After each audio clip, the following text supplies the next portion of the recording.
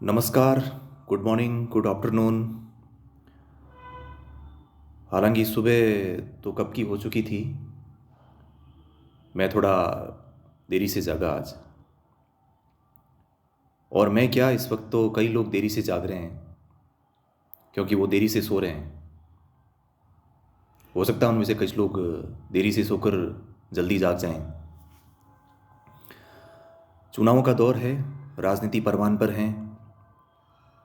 कई जाति, समाज, वर्ग, छोटे मोटे सभी राजनीतिक दल अपने अपने हिसाब से अपनी अपनी गणित सेट करने में जुटे हैं ताकि वो चुनाव अंततः जीत जाएं या कुछ परिणाम उनके पक्ष में आएं। पिछले कुछ दिनों से आप सभी को या मुझे भी या मुझ जैसे और जो लोग हैं जो पत्रकारीय जगत से जुड़े हुए हैं उनको समझ में आया होगा कि काफ़ी सारे बदलाव, घटनाक्रम हुए हैं पॉलिटिकली और सोशली भी। और अब ये बदलाव आगे कितने निरंतर जारी रहेंगे, ये देखने वाली बात होगी। पिछले कुछ समय से काफ़ी चेहरे ऐसे देखने को मिले जो नए भी थे, कुछ पुराने थे।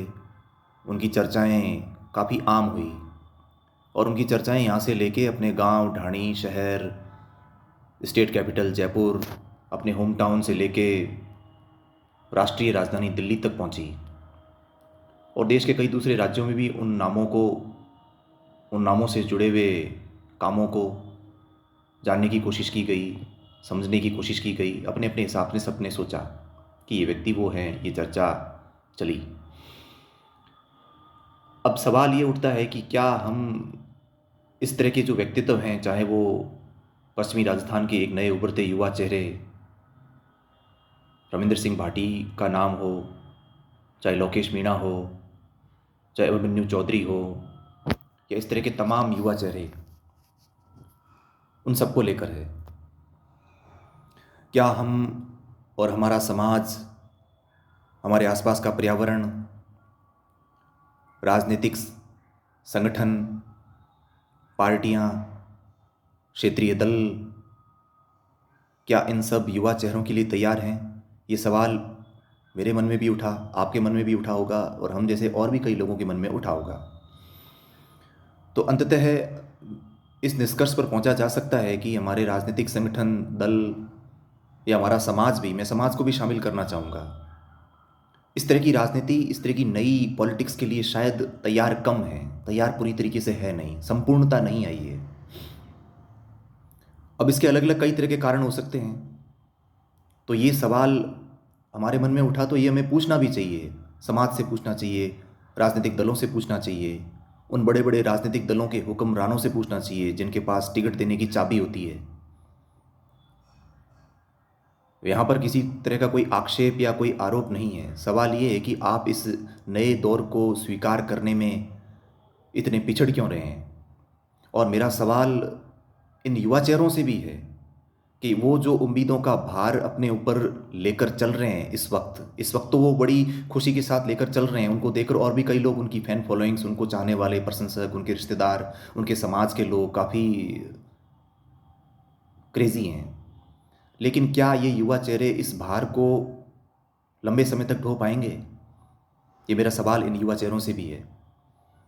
उन्होंने जो वादे बड़े बड़े किए हैं, गांव में जाकर, ढाणियों में जाकर, खेतों में जाकर, सड़क पर, सभाओं में, बैठकों में, सम्मेलनों में, यात्राओं में, चाहे वो किसी तरह की संकल्प यात्रा हो, चाहे किसी तरह का कुछ भी आयोजन रहा हो, उसमें जो बड़े बड़े वादे उन्होंने किए हैं, उम्मीदें जो लोगों को बंधाई है, क्या वो उनको क्रियान्वित कर पाएंगे? ये सवाल उनसे भी पूछना चाहिए। और उनके साथ राजनीतिक दलों से तो ये सवाल है ही कि जब युवा बिना कोई किसी पार्टी का सिंबल लिए, बिना किसी तरह का कोई टैग लिए,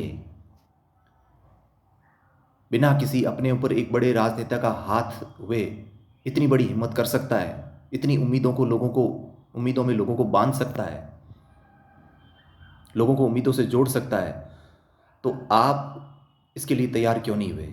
आपने इन युवाओं पर भरोसा क्यों नहीं जताया? जिस युवा के पास कुछ है भी नहीं, कोई बहुत ज़्यादा बड़ी राजनीतिक पूंजी नहीं है, उसके बाद भी वो इतने चर्चित हैं, और उनको टिकट नहीं मिलता देखकर उनको चाहने वाले इतने व्यथित हैं, तो आपको ये दिखा क्यों नहीं?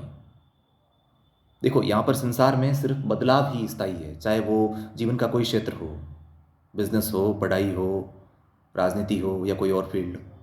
बदलाव ही स्थायी है, बाकी कुछ भी स्थायी नहीं है।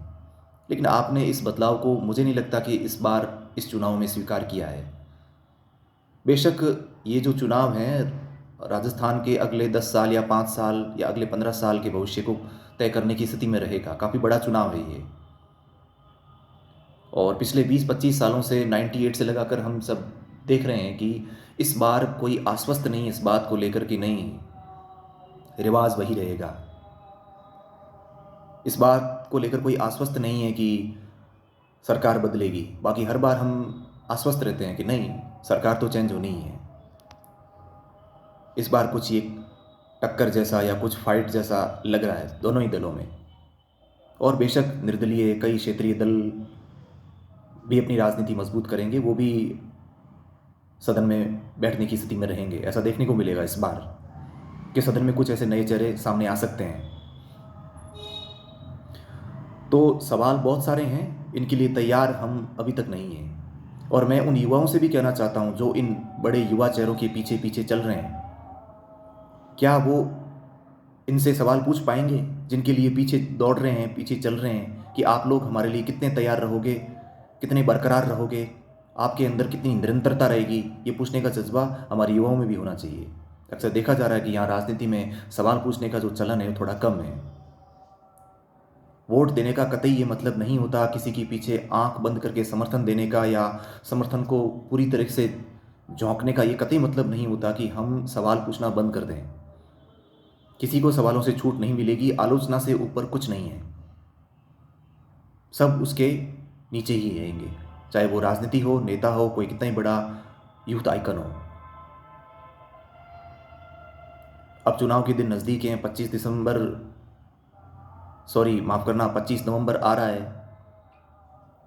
3 दिसंबर को चुनाव के नतीजे आ जाएंगे, उसके 5 या 10 रोज बाद सरकार का गठन भी हो जाएगा। और गठन होने के बाद आपको पता है मंत्री पद के लिए भी दौड़ शुरू हो जाएगी। अभी तो जीतने की जुगत है। तो कई घटनाक्रम अगले 10, 15, 20, 25 दिनों में होंगे।